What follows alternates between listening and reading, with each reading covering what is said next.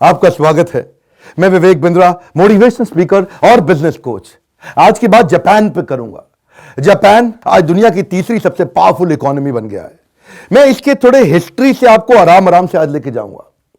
400-500 साल की अगर इसकी पीछे की बात करें तो सामुराइज को छोड़ के आगे निकले तो 200 साल पीछे के बड़े इंपॉर्टेंट थे, जो शोगुन एरा था।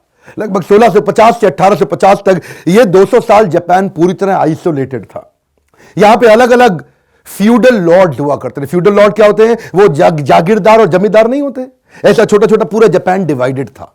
तो जापान में कोई एक लीगल सिस्टम नहीं था, कोई एक फॉरेन पॉलिसी नहीं थी, कोई क्रॉस बॉर्डर ट्रेड करने के अरेंजमेंट्स नहीं थे, अंदर इनकी डेमोक्रेसी नहीं थी, कोई एक बड़ा प्रधानमंत्री नहीं था, एक कॉमन लीडर नहीं था, जिसके कारण जापान बटा हुआ था, आपस में अंदर और पूरी दुनिया से भी अलग थलग पड़ गया। शोगुन एरा को खत्म किया गया, आपस की जनता ने वहां उखाड़ के फेंका। तब उसके बाद आया इनका मेजी एरा।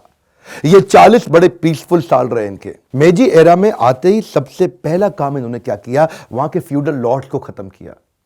जो इनके जागीरदार जमींदार थे, जिन्होंने पूरे देश को डिवाइड किया हुआ था टुकड़ों टुकड़ों के अंदर, उनको खत्म करके एक कॉमन एस्टैब्लिशमेंट लाके जापान में बिल्ड करी। क्या किया? पहले तो इलेक्टेड पार्लियामेंट लेकर के आए, डेमोक्रेसी खड़ी करी, एक ऐसी गवर्नमेंट तैयार करी जिसने कॉमन टैक्स सिस्टम बना लिए। क्योंकि पहले जागीरदार जमींदार पूरे जापान में अपने अपने हिसाब से टैक्स लेते थे, कोई अनाज ले लेता था, कोई चावल ले लेता था। इन्होंने उसको एक्चुअल कॉमन सिस्टम बिल्ड किया। उसके बाद इन्होंने सड़कें बिल्ड करनी शुरू करी, मैन्युफैक्चरिंग सेक्टर्स लाने शुरू किए, एजुकेशन पे बहुत पैसा लगाया, एक कॉमन आर्मी तैयार करी। पहले सबकी अपनी अपनी आर्मी थी, मिलिट्री लीडर्स लीड किया करते थे, अब एक आर्मी कॉमन पूरे देश की हो गई। अपने फॉरेन ट्रेड को मजबूत किया, लीगल सिस्टम्स को इतना स्ट्रांग बनाया कि अब दुनिया भर इनके साथ बिजनेस करने को तैयार हो गई। अब खास तौर से इन्होंने अपने मॉरल एजुकेशन पे बहुत ध्यान दिया। एक एक बच्चे को सिखा दिया कि देश के लिए काम करना है। मॉरल कैरेक्टर और इंटेग्रिटी जापानियों में सबसे ज्यादा है साहब। यहां पे इन्होंने अपने को इतना मजबूत कर लिया कि 1905 आते आते दुनिया की सबसे बड़ी पावर उस समय थी रशिया, इन्होंने रशिया को जाके हरा दिया। अब क्या है, इनके पास ना अपने देश के अंदर नेचुरल रिसोर्सेज नहीं थे। जैसे स्टील चाहिए मैन्युफैक्चरिंग सेटअप के लिए, और कुछ चाहिए, सोना चाहिए, बहुत आइटम, कोल वोल, कितना कुछ चाहिए रहता है। खदाने खाने इनके पास है नहीं, तो इन्होंने जाके दूसरे देशों में अटैक करना शुरू कर दिया। इनके कॉलोनियल एम्बिशंस बड़े हो गए। तो जापान अपने छोटे से देश से बाहर निकला अपनी आर्मी लेके। अभी इसको जीत लें, उसको जीत लें, वर्ल्ड वॉर 1 में लड़ने लगे। वर्ल्ड वॉर 1 में लड़ते लड़ते थोड़ी काफी तकलीफें इनको आई। खड़े हुए वर्ल्ड वॉर 2 में पर्ल हार्बर पे अटैक किया। वो जो 1941 में उन्होंने जाके अमेरिका पे अटैक कर दिया ना, वो बड़ा गलत हुआ, क्योंकि जिसने ट्रिगर किया बाद में अमेरिकन को हिरोशिमा नागासाकी पे फेंकने के लिए। अमेरिका उस समय अपना आधिपत्य स्थापित करना चाहता था पूरी दुनिया में। अमेरिका उस समय इंटरनेशनली अपने आप को पावरफुल बनाना चाहता था, और तब उसको मौका मिला। वहां पे जाकर उसने देखा कि जापान पे जाकर के फोड़ दो। और वहीं पे उस समय, क्योंकि ये न्यूक्लियर पावर उस समय अकेले ही देशों में था, न्यूक्लियर पावर, वहां से एक्चुअली जापान की बहुत बुरी हालत हुई। एक फेंका, उसके बाद दूसरा और फेंका। ये अगस्त में आते आते सेकेंड वीक तक जापान ने पूरी तरह अमेरिका को सरेंडर कर दिया था। उन दिनों बोला कि भैया देखो, अनकंडीशनल सरेंडर है, तुम जो चाहो हमसे करा लो। क्योंकि अमेरिका ने इतना बुरा हाल किया, तो अमेरिका वापस आया इनके पास, आके एक ट्रीटी साइन कर लिया। देखो, हम तुम्हें माफ कर देंगे, लेकिन तुम क्या करो, इस समय अपनी आर्मी बिल्ड नहीं करोगे। एक ऐसा ट्रीटी आर्टिकल 9 इनके साथ साइन कराया कि तुम अब आर्मी तैयार नहीं, आर्मी पे इन्वेस्ट नहीं करोगे, हम तुमको सुरक्षा देंगे। जब कहीं इंटरनेशनल झगड़ा होगा, हम तुम पे पैसा लगाएंगे, हम तुम्हारे साथ में तुम्हें आर्मी, एम्यूनेशन, सारा सपोर्ट क्रिएट करके देंगे। जापान ने बोला ठीक है जी, नहीं करते।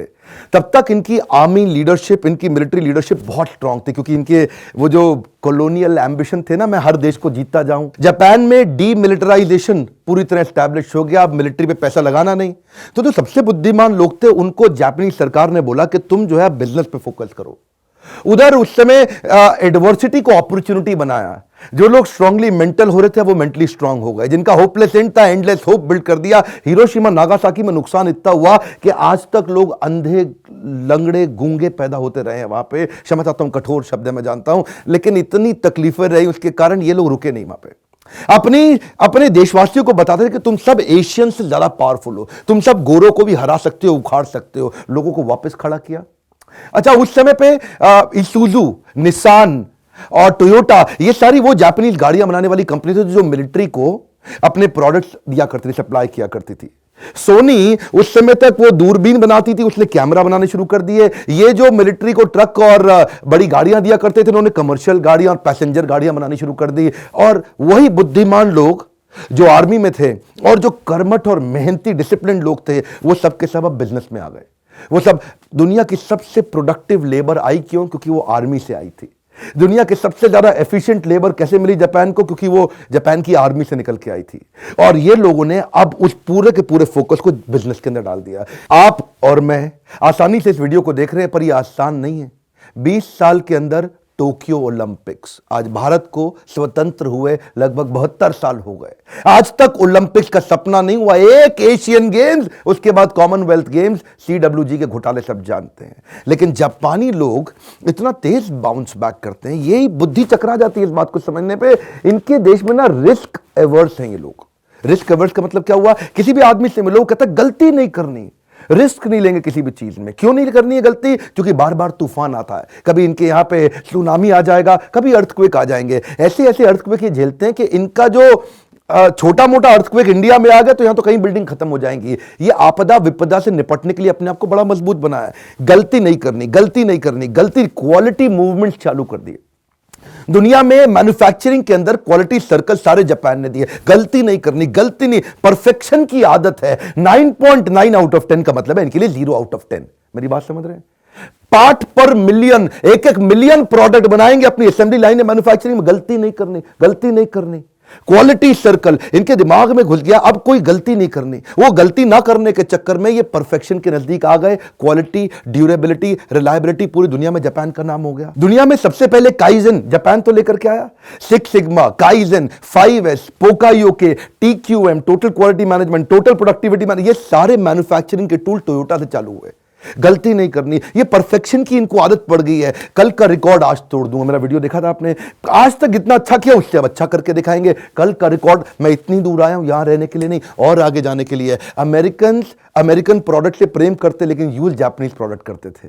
चाइनीज प्रोडक्ट दुनिया में बेचते हैं लेकिन यूज जापानीज प्रोडक्ट करते हैं। जर्मन अपने प्रोडक्ट पर नाज करते हैं लेकिन यूज जापानीज प्रोडक्ट करते हैं। क्योंकि जापानीज प्रोडक्ट में गलती ना होने के कारण ये जो पार्ट्स पर मिलियन तक पहुंचना, ये इनकी कमिटमेंट दिमाग में घुस गया है। परफेक्शन। आपके मन में जरूर आता होगा कि ये बाउंस बैक इतनी तेज किया कैसे? देखिए, ये ना आप थोड़ा समझिए। वर्ल्ड वॉर 1 और 2 के बाद जापान को एक्सपीरियंस बहुत हो गया था। ये ग्लोबल मार्केट को अब समझने लगा था। वो एक नया एरा चल रहा था उस समय, कोल्ड वॉर का। और किसका कोल्ड वॉर था? कैपिटलिस्ट और कम्युनिस्ट कंट्री का। अमेरिका कैपिटलिस्ट पूंजीवादी देश था, और ये कम्युनिस्ट जो दूसरे समाजवादी टाइप जितने देश होते हैं।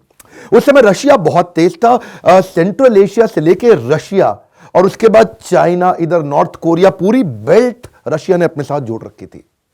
और इधर इसको मालूम था कि कैपिटलिस्ट कंट्री के पास एक बहुत बड़ा मार्केट है जहां पे एक्सपैंड किया था। जापान ने वही अमेरिका का साथ देना ठीक समझा। जापान ने देखा, I will get a preferential access to global market. मेरी बात समझिए, कम ऑन, क्या preferential access to global market? US उसके अंदर उस समय पूरी दुनिया में अपने वर्ल्ड लीडर की दावेदारी ठोक चुका था। यूएस बहुत आगे आ चुका था। जापान ने वही दोस्ती निभाई। क्यों? उसको जानता है, अच्छे से जानता है कि यूएस इस समय किसी को तो दोस्त बनाएगा ना इस दिशा में। ये पूरे साउथ ईस्ट एशिया की तरफ कोई दोस्त नहीं था यूएस का। और यूएस को मालूम था अगर मेरे को अपनी आर्मी बेस टिकानी है यहां पे, तो इस पूरे इलाके में केवल जापान है। क्योंकि नॉर्थ कोरिया भी अलग हो गया है, और साउथ कोरिया और जापान को अगर मैं अपने साथ ले लूं, तो जापान ने उस मौके का फायदा उठाया और यूएस से सारी ग्लोबल मार्केट को कवर करने के लिए, क्योंकि ये छोटा सा देश है ना, अपने देश में कितना माल बेचेंगे, इनको एक्सपोर्ट के लिए ग्लोबल मार्केट चाहिए थी। ग्लोबल मार्केट सबसे पहले कौन एक्सेस दिलाएगा? अमेरिका। तभी इन्होंने अपने देशवासियों को समझाया, सेविंग करो, सेविंग का कल्चर बिल्ड करो। इनके देशवासियों ने बहुत पैसा सेव करना शुरू कर दिया। पैसा बैंक में जाता था, बैंक ने क्या किया, उस पैसे को यूज किया सस्ते इंटरेस्ट रेट पे इंडस्ट्रियलाइजेशन बिल्ड करने के लिए। कई कॉर्पोरेट हब्स और इंडस्ट्रीज चालू हो गई, जिसके कारण सस्ते में लोन मिलना शुरू हुआ। अब सारी इंडस्ट्री फैक्ट्रियां लगने लगी, कॉर्पोरेट हब्स बनने लगे, तो नौकरियां मिलने लगी। अब नौकरियां मिलने लगी तो नेचुरली पूरी की पूरी इकोनॉमी ग्रो करने लगी। तो ये बेसिक टिपिंग पॉइंट इंप्रूव करते थे। यही कारण था कि 64 में ये पहली नॉन व्हाइट कंट्री थी। केवल गोरे लोग तब तक ओलंपिक्स लीड किया करते थे। पहली नॉन व्हाइट कंट्री बहुत तेज कैसे आगे आई? 9 दिन पहले ही बुलेट ट्रेन बना दी। उस समय बता रहे हैं 1964 में अपने इंडिया में। आज बुलेट ट्रेन बनाओ तो लोग कहेंगे पैसे बेकार कर रहा है, ये गरीब को खाना खिला देता। यहां तो बुलेट ट्रेन कोई बना नहीं देता। उस समय 1964 में उन्होंने बुलेट ट्रेन बना दी थी। अपने कमर्शियल पैसेंजर जेट बना दिए थे, जिसमें खिलाड़ियों को प्राइवेट पैसेंजर जेट के अंदर उनकी आवाजाही कराते थे। इन लोगों ने ना शुरू से ही तेज आगे बढ़ने के लिए morality, character, ethics, values, integrity, इस पे बहुत काम कराया। इतने पंक्चुअल होते हैं ना जापानीज लोग, उनके लिए 1 सेकंड लेट होना जीने मरने जैसी बात हो जाती है। ऑन एन एवरेज एक ट्रेन जापान के अंदर, सुनिएगा आपसे बता रहा हूं, 6.5 सेकंड साल में लेट होती है मैक्सिमम। अगर कोई ट्रेन 10-12 सेकंड लेट हो जाए तो वो ट्रेन डिले का सर्टिफिकेट लाके आपको पकड़ा देगा। हाँ जी, हमारे कारण आप आज लेट हुए हैं। अगर आप ऑफिस जा रहे हैं और 10 सेकंड लेट पहुंचे तो अपने बॉस को बता दीजिएगा गलती आपकी नहीं थी, ये ट्रेन के ड्राइवर की थी, उसने ट्रेन 10 सेकंड लेट कर दी और यहाँ 10-10 घंटा के बाद भी भोंपू बजता रहता है। यात्रीगण, असुविधा के लिए खेद है। आपको हुई असुविधा के लिए हमें खेद है। मोरालिटीज और सोशली रिस्पॉन्सिबल बिहेवियर इनके खून में डाल दिया है, पूरे समाज के खून में डाल दिया है, स्कूल से पढ़ा पढ़ा के डाल दिया। डिसिप्लिन, डिसिप्लिन, डिसिप्लिन, डिसिप्लिन, भयंकर डिसिप्लिन लोग हैं। 2011 में जो सुनामी आई थी ना, वहां पे अर्थक्वेक सुनामी, उस समय इतने बड़े डिजास्टर, इतने भयंकर डिजास्टर के अंदर भी वहां पे कोई लूटपाट की वारदात नहीं हुई। किसी ने कोशिश नहीं करी किसी का पैसा खाना, कुछ लूट लें। वहां भी लोग पूरे डिसिप्लिन में रहते थे। उनके लिए कंट्री फर्स्ट, नेशन फर्स्ट, बड़े नेशनलिस्ट टाइप लोग हैं। खाना जब बट रहा होता है ना, लोग लाइन तोड़ के आगे जाने की कोशिश करते हैं। इनको 2 घंटा लगे, 4 घंटा लगे, 6 घंटा लगे, 8 घंटा लगे, लाइन में रहेंगे। औरत भी ये चुपचाप लाइन में लग जाएगी, प्रेग्नेंट औरत भी लाइन में लग जाएगी, भले ही मैनेजमेंट के लोग उसको आगे ले आए, लेकिन डिसिप्लिन वो भी फॉलो करती है आकर के। रेड लाइट जंप नहीं करते ये, चाहे कुछ भी हो जाए। अगर रेड लाइट रात को 2 बजे भी है, वो एक फेमस किस्सा, इंडियन और जापानीज लोग दोनों गाड़ी में जा रहे थे, रात के 2 बज रहे, सुनसान है, रेड लाइट पे कोई भी नहीं है वहां आसपास। उसने, इंडियन ने बोला, अरे चलना, कोई फर्क नहीं पड़ता, कौन देख रहा है, अब तो कोई है ही नहीं, जरूरत ही नहीं है, तो चलना चाहिए। वो बोला, नहीं यार, दूर की बिल्डिंग से अगर कोई बच्चे ने भी मुझको देख लिया तो उसके मन में ये आ जाएगा रेड लाइट जंप करना गलत बात नहीं है। Why should I set a wrong example for him. ये लोग के लिए एक एक सेकंड बड़ा महत्वपूर्ण है। मैं एक बार आपको अपना पर्सनल किस्सा सुनाता हूं। मैंने कहीं जापानीज कंपनीज के लिए काम किया है। मैं एक बार एक जापानी से मिलने के लिए जब गया, उसने 9 बजे का टाइम दिया, मैं 9:01 पे पहुंचा। 1 मिनट लेट था मैं, लेकिन मुझको मालूम था यार टाइम से पहुंचना जरूरी है। वो आदमी मुझे बोला, डॉक्टर बिंद्रा आप लेट हो गए, कोई बात नहीं, लेकिन अगर अगली बार आप लेट हो तो आप ना मुझे बताएं कि आप लेट हो गए, कोई और मुझको फ़ोन करके बताए डॉक्टर बिंद्रा इस दुनिया में नहीं रहे। मैं कहा क्या? मैं कहा इसका मतलब इंडिया में समझते हो, इसका मतलब है कि आपकी डेथ हो गई है। बोला इसका जापान में भी यही मतलब है कि आपकी डेथ हो गई है। उस दिन से जिस दिन आप लेट हुए, आपके नाम के आगे परमानेंट लग जाएगा लेट श्री विवेक बिंद्रा, और तब वो लेट परमानेंट आपसे जिंदगी भर के लिए जुड़ जाएगा, लेट श्री विवेक बिंद्रा। बोल इनके लिए ना 1-1 मिनट, मैं उस दिन इतना घबरा गया उसकी बात सुन के, 1-1 मिनट को लेकर इतने फिनिकी है टाइम को लेकर के। यही कारण है कि लोग उन पे विश्वास कर पाते हैं। जानते हैं लोग विश्वास क्यों नहीं करते? क्योंकि लोग विश्वास तोड़ते हैं। जापानी आदमी एक बार मुंह से वचन दे दे, इसका मतलब उसके लिए जीने मरने की बात हो गई। फास्टेस्ट वे, गोल्डन स्टेटमेंट दे रहा हूं, fastest way to restore your broken trust is to honour your commitment. अगर किसी ने आपका विश्वास टूट गया ना, अगली बार अपने वचन को पूरा करना शुरू कर दो। जब आप बार बार वचन पूरा करेंगे, लोग आप पे विश्वास करना शुरू कर देंगे। इसीलिए जापान में बनी टोयोटा इनोवा पे हर आदमी विश्वास करता है। क्यों? रिलायबिलिटी है। इन्होंने क्या किया, इन्होंने इतने डिफेक्ट्स कम कर दिए, असेंबली लाइन पे इतने डिफेक्ट्स कम कर दिए, ये ढूंढते हैं इस डिफेक्ट का कारण क्या है। ये डिफेक्ट नहीं खत्म करते, डिफेक्ट का कारण खत्म करते हैं।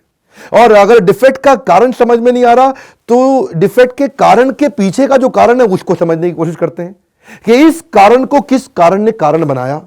ये डिफेक्ट आया, इस डिफेक्ट के पीछे ये कारण, और इस कारण को कारण बनाने वाला ये कारण। जब इस कारण को ठीक करेंगे तो ये कारण अपने आप आएगा ही नहीं। सर्व कारण कारणम, ये डिफेक्ट की तह तक पहुंच के उसे खत्म करते हैं। उसको बोलते हैं टीपीएम, उसको बोलते हैं टीक्यूएम, उसको बोलते हैं क्वालिटी सर्कल। मैं काफी देर से बता रहा हूं, इन्होंने ना इसलिए पीडीसीए चालू किया, प्लान डू चेक एक्ट। क्या करते हैं? पहले प्लान करते हैं भाई कहां से डिफेक्ट आ रहा है, उसके बाद उसको छोटे छोटे do, plan do check act, PDCA, उसको इंप्लीमेंट करेंगे, फिर वापस चेक करेंगे, फिर उस पर एक्ट करेंगे। साइकिल बना दिया इन्होंने क्वालिटी इंप्रूव करने के। जब मैं पहले कॉर्पोरेट के साथ काम किया करता था, इतनी जापानीज कंपनी के साथ मैंने काम किया, मैंने देखा जापानी लोग जो है ना, उनके अंदर बड़ी डीप इंटेंस लिसनिंग एबिलिटी होती है।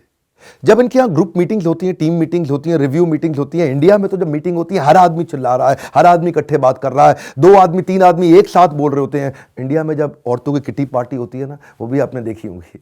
मैं एक रेस्टोरेंट में था एक दिन, उस किटी पार्टी में 15 औरतें बैठी थी, 15 की 15 बोल रही थी। मैं सोच रहा था सुन कौन रहा है, लेकिन जापानी आदमी को आप देखेंगे ना मीटिंग में, यहाँ पे जब एक आदमी बोल रहा है बाकी सब ध्यान से सुनते हैं, नोट्स बनाते हैं उनकी बात को। उनको पता है अगर टाइम वेस्ट हो रहा है फिर भी सुनेंगे, क्योंकि ये उनके कल्चर में है। ये डिग्निटी ऑफ वर्क, ये भी उनको बचपन से सिखा दिया जाता है कल्चर के अंदर। बच्चों से स्कूल के अंदर बर्तन भी साफ कराए जाते हैं, उनसे बाथरूम, उनसे उनकी क्लासरूम भी साफ कराई जाती है, सब्जी उगाना सिखाया जाता है। जब वो खुद सब्जी उगा करके खाता है ना, तो वो खाना वेस्ट नहीं करता। और यही सब दिखाई पड़ता है इनके इंडस्ट्रियल रेवोल्यूशन के बाद से लेकर के आज तक। ओवरऑल इक्विपमेंट एफिशिएंसी आप देखिएगा, इनकी फैक्ट्री में हर इक्विपमेंट पूरी एफिशिएंसी पे काम करता है, जस्ट इन टाइम। इनका प्रोडक्ट कभी डिले नहीं होगा, इसलिए इनके यहाँ इन्वेंट्री ब्लॉक नहीं होती। ये नहीं कि फालतू बना के रख दिया, इन्वेंट्री ब्लॉक हो गई तो हाथ में कैश ही नहीं आ रहा क्योंकि जो सारा पैसा इन्वेंट्री में लग गया। बिल्कुल नहीं, ये शुरू से इन चीजों को लेकर के सजग है। ये आज एक और बोनस आपके लिए, एवरीथिंग अबाउट एंटरप्रेन्योरशिप के प्रोग्राम के बारे में आप जानकारी ले चुके हैं।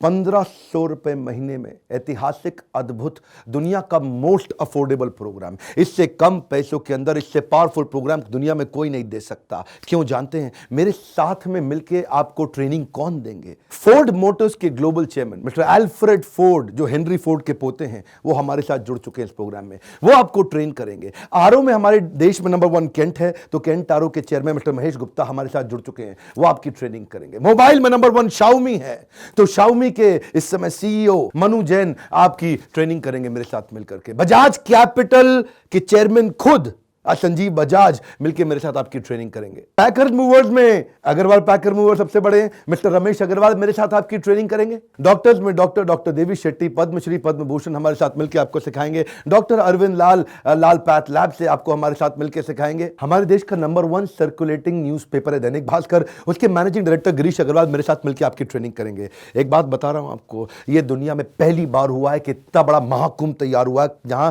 करोड़पति अरबपति लोग आपके साथ प्रोफेसर बनके आपको ट्रेन करेंगे। मेरे वीडियोस के अलावा ये सब लोग जुड़े हुए हैं मेरे साथ में। इसी नंबर पे फोन करके चेक करिए कि और कौन कौन से एंटरप्रेन्योर और कौन कौन से अरबपति मेरे साथ में प्रोफेसर है जो आपको सिखाएंगे। और हाँ, स्टूडेंट के लिए 750 रुपए महीना, एंटरप्रेन्योर के लिए 1500 रुपए महीना। एक बात तो पक्की है, देश को बदलने की मैंने ठान ली है। मेरे साथ जुड़े रहने के लिए, हर बार वीडियोस को लाइक करके चैनल को सब्सक्राइब करने और करवाने के लिए आप सबका प्रेम पूर्वक दिल से बहुत बहुत धन्यवाद।